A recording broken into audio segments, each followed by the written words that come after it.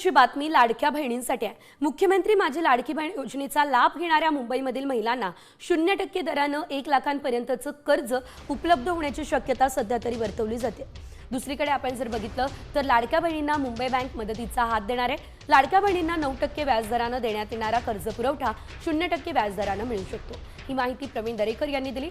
शासनाच्या 4 महामंडळातील विविध योजनांमधून ही सवलत दिली जाणार आहे।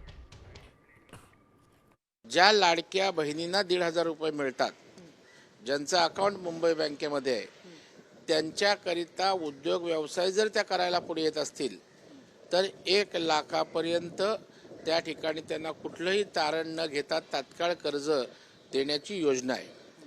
आणि बँकेची 9% व्याजदराची कर्ज योजना होती। आणि जर राज्याच्या व्याज परताव्याच्या ज्या काही 4-5 योजना आहेत त्या जर या मुंबई जिल्हा बँकेच्या लाडक्या बहिणींच्या योजनेशी सांगड घातली तर 0% व्याजदर